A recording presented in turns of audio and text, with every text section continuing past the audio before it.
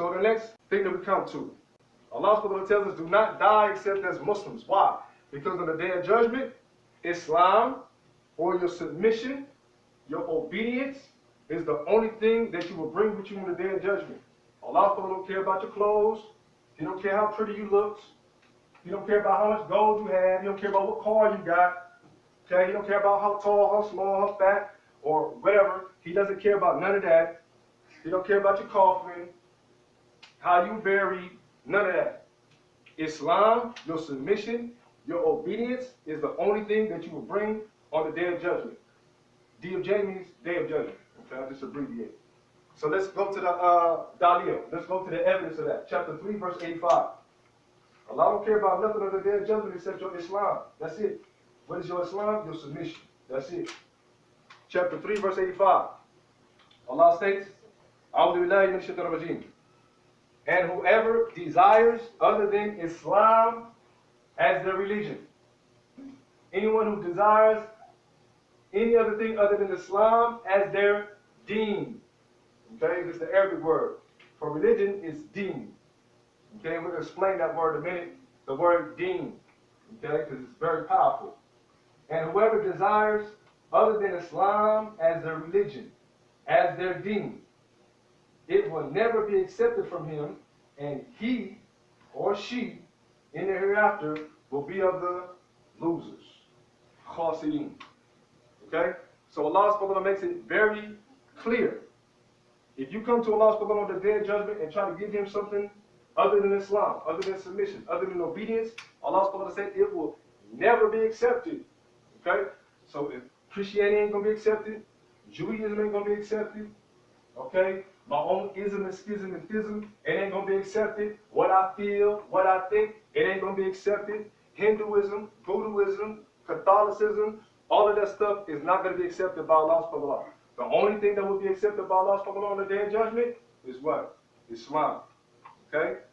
If you come to Allah subhanahu wa ta'ala with any other deen, any other transaction, any other bargain, on the day of judgment, it will never be accepted and there'll be losers. So again, this is also evidence, right? If we are those who are giving dawah, we don't call people to the deen, right? We love our family, we love our folks, right? Save yourself and your family. So with this knowledge that we have, or this understanding that we have that Islam is the only religion that's going to be accepted, then surely this should put some motivation behind the situation of us giving dawah to our family members. We shouldn't sugarcoat it. We should be the best examples, because Allah will question us as to what type of example did we give our family members. If we go to Surah Al-Fatiha, okay, we go to Surah Al-Fatiha, right, 7 verses. In one of the verses, right, if we go to the ayah, Alhamdulillah Rabbil Alameen, Ar-Rahman Ar-Rahim, right, Maliki Yawmi Deen. Look at that word again, Deen. He is Maliki Yawmi Deen. What does that mean? Malik means king or authority. Yawm means day. Deen. So he is the king, the master, the authority of the day of Deen. Most of the translation says the day of judgment. Okay? But really the word Yawm al-Deen, it doesn't just mean the day of judgment.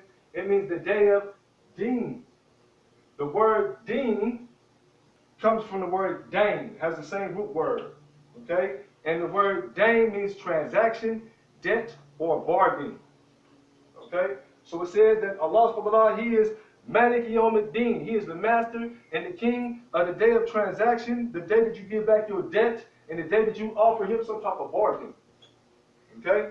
What can you offer Allah subhanahu wa ta'ala on the day of judgment? You care about your rings? You care about your clothes? Or my kufi? Huh? Okay.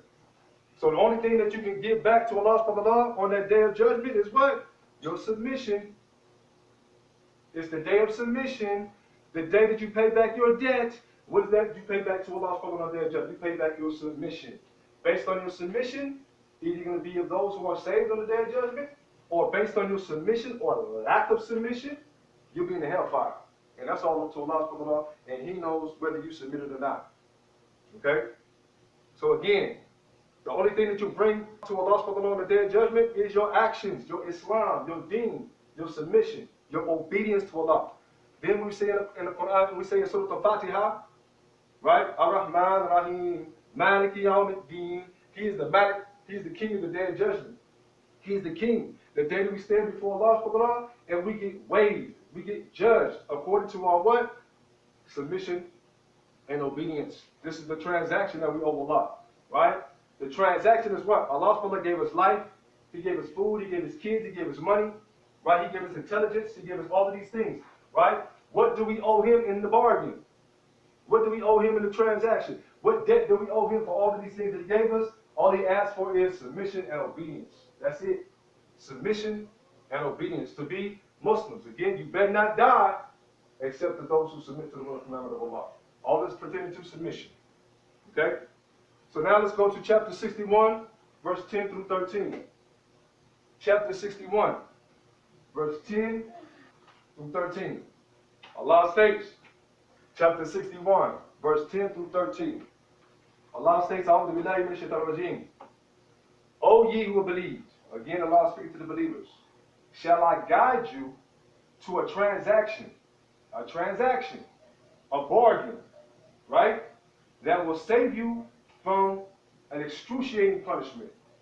So Allah is telling me, shall I give you a formula, shall I guide you to a transaction or some type of bargain that will save you from an excruciating punishment? It is that you believe in Allah, in the Quraan, and you believe in the Messenger of Muhammad, sallallahu alaihi wasallam, in the Sunnah, and you strive in the cause of Allah with your wealth and your lives. That is best for you if you should but know. He will forgive you of your sins and admit you to gardens beneath which rivers flow, and pleasant dwellings in gardens of perpetual residence. That is the great attainment. And you will attain another favor that you have, or that you love, victory from Allah, and an imminent conquest, and give glad tidings to the believers. Okay? So Allah gives us a transaction or a bargain, which we all been talking about, submission, submission, submission. Who do we submit to? Allah says in this ayah, or these ayah, shall I guide you to a bargain and transaction that will save you from an excruciating punishment? Number one, He said that you believe in Allah, the Qur'an. Everything that it says, you submit to it. Number two, His messenger, that you believe in His messenger, Muhammad sallallahu alaihi wasallam, meaning that you believe in the Sunnah of the Prophet Muhammad sallallahu alaihi wasallam. You believe in the Hadith, okay? And that you strive in the cause of Allah. This is jihad, okay, which can mean many things, okay? But you strive in the cause of Allah with your life and your money. You put your life on the line for this deen, right? You put your money where your mouth is in this deen, right? You don't just talk about it, about being in this deen, but you show it. Why I put my life on the line for this deen? Right? You don't care to put your life on the line? Well, I'm going to put my money where my mouth is with this deen. I'm going to help out and support for this deen. Okay? Then Allah says this is the ultimate achievement. Okay? So again, we're speaking about submission. Who do we submit to? Allah, the Quran, the Prophet Muhammad, sallallahu alaihi wasallam, and the Sunnah of the Prophet Muhammad, sallallahu alaihi wasallam. Okay?